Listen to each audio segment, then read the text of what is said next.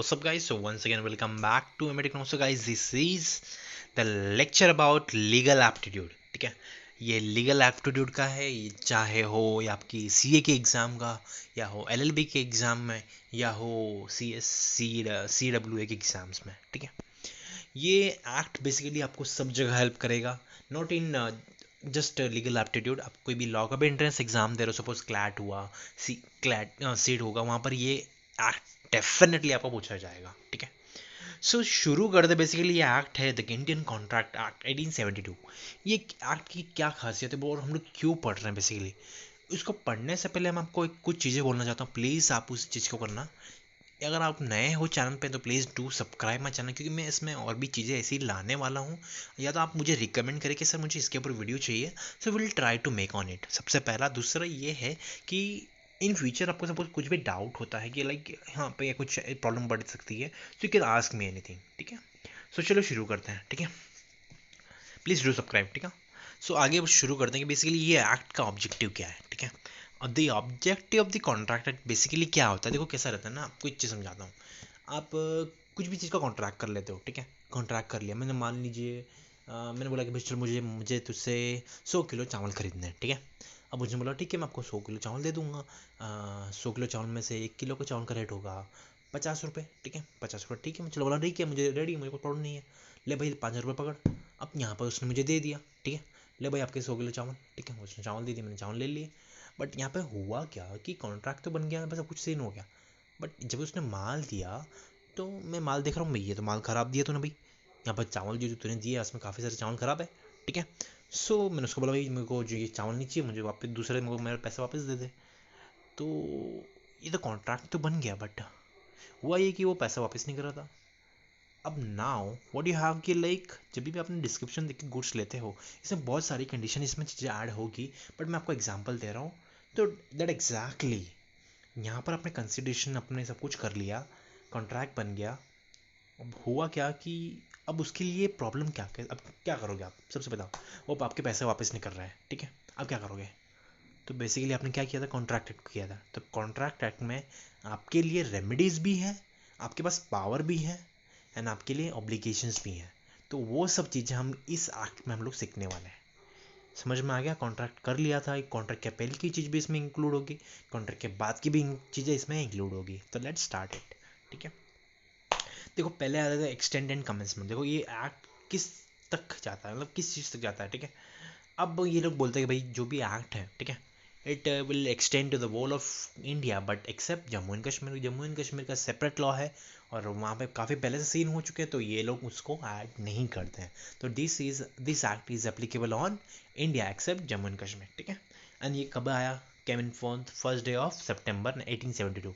तो ये एक्ट कभी आया, कम इन फर्स्ट सितंबर 1872. ये चीज़ समझ में आ गई.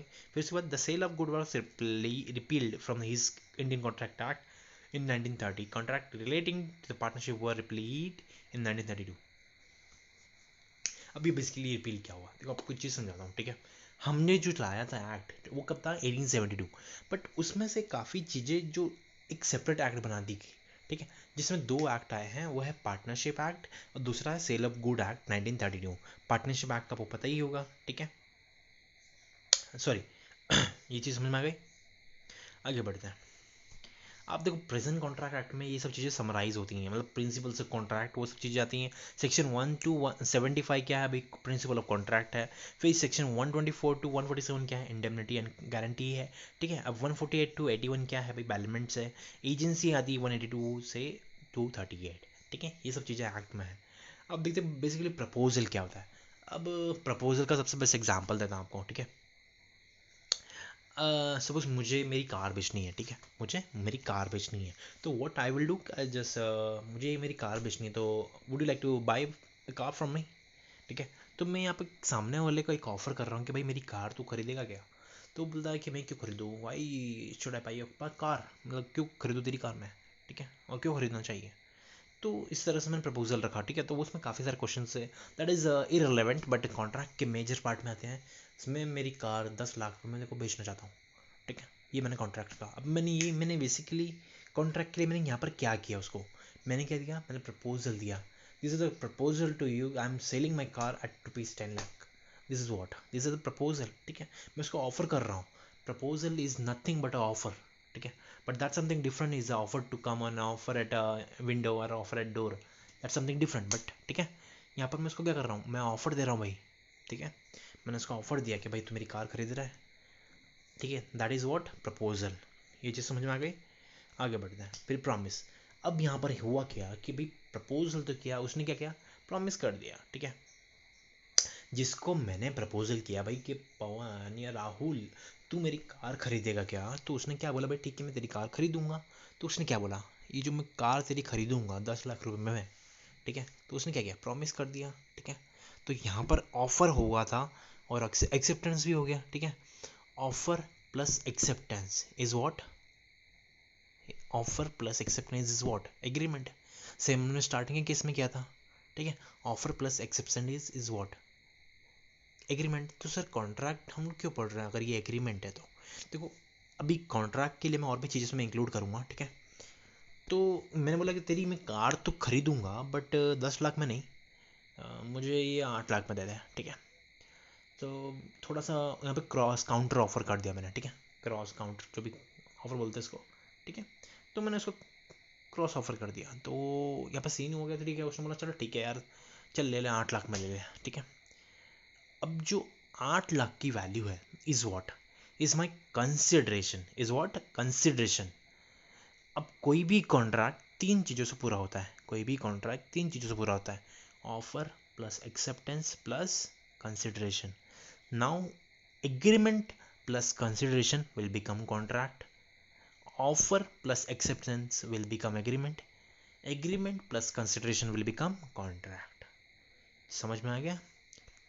अब देखो यहाँ पे कंसिडरेशन बोला गया हमको, मैं पहले ही बोल चुका हूँ कंसिडरेशन बेसिकली क्या होता है, ठीक है.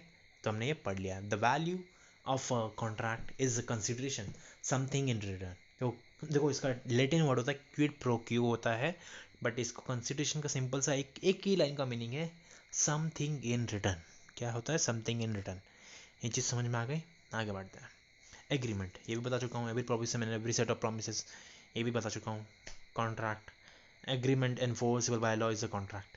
अब ये बोलता भाई देखो कैसा ना, चलो ठीक है अभी एग्रीमेंट बन गया, कंसिडरेशन भी हो गया, बट उसमें लास्ट एक और चीज़ होनी चाहिए कॉन्ट्रैक्ट में कि it should be enforceable by law. ऐसा नहीं है भाई आप कॉन्ट्रैक्ट हो वो लीगल पर्पस होना चाहिए. अब आपने बोला कि भाई चलो ठीक है मैं इसका खून कर दूंगा, तो it is enforceable by law. Law उसकी परमिशन देता है किसी भी कॉन्ट्रैक्ट में किसी को खून करने की, नहीं देता. इट्स सो ये इन्फोर्सेबल बाय लॉ नहीं है. बट आप किसी से ट्रेड कर रहे हो या कोई भी माल खरीद रहे हो तो that is something enforceable by law, because आपके पास एग्रीमेंट है, एग्रीमेंट या इनवॉइस जो कुछ भी है आपके पास, सपोर्टिंग डॉक्यूमेंट आपके पास है, ठीक है. यहाँ पर दूसरा ये चीज़ें लीगल एक्टिविटीज़ में आती है, इलीगल एक्टिविटीज़ में नहीं आती है, ठीक है. इलीगल एक्टिविटीज सपोज आप बोलते हो कि भाई चरस बेचने के लिए मैंने कॉन्ट्रैक्ट साइन किया था, उसने मुझे वापस नहीं दिया, भाई चरस का सेलिंग करना ही इलीगल एक्टिविटीज़ है, ठीक है. तो आप कॉन्ट्रैक्ट करो तो वो इनवैलिड हो जाएगा, वर्ड अब इनिशियो हो जाएगा, ठीक है. तो इनवैलिड कॉन्ट्रैक्ट हो जाएगा. ये चीज़ समझ में आ गई. तो गवर्नमेंट का जो भी कॉन्ट्रैक्ट होता है, कोई गवर्नमेंट नॉट ओनली गवर्नमेंट, कोई भी आप इंडिविजुअल कॉन्ट्रैक्ट भी करते हो तो वो जो लीगल एक्टिविटीज़ का होना चाहिए, इलीगल एक्टिविटीज़ का नहीं होना चाहिए. वो कॉन्ट्रैक्ट फिर कहलाएगा ही नहीं, वो एग्रीमेंट ही रहेगा, वो कॉन्ट्रैक्ट कभी नहीं बन पाएगा, because it's not enforceable by law. जो भी एनफोर्सेबल बाय लॉ होती है वो लीगल एक्टिविटीज़ होती हैं, तो that will become a contract. समझ में आ गया. आगे बढ़ते हैं. Step involve in the contract. देखो अब ये स्टेप्स ला दी, जो स्टेप के मैं बोल रहा हूँ. सबसे पहले क्या होता है भाई प्रपोजल, दूसरा क्या होता है एक्सेप्टेंस होता है, फिर क्या बन गया एग्रीमेंट बन गया, फिर क्या बन गया भाई कॉन्ट्रैक्ट, फिर performance of contract. That's it. इस तरह से कॉन्ट्रैक्ट काम करता है. एग्रीमेंट पहले क्या बना, प्रपोजल एक्सेप्टेंस एग्रीमेंट, यहाँ पे कंसिडरेशन आना चाहिए, इन लोग ने ऐड नहीं किया बट कंसिडरेशन आना चाहिए, कंसिडरेशन फिर कॉन्ट्रैक्ट फिर परफॉर्मेंस कॉन्ट्रैक्ट होता है. इस तरह से ये कॉन्ट्रैक्ट का काम करता है. I hope you guys are getting good clarity in this. So I'll end up this lecture. We'll meet in the next session. Till then, have a great day.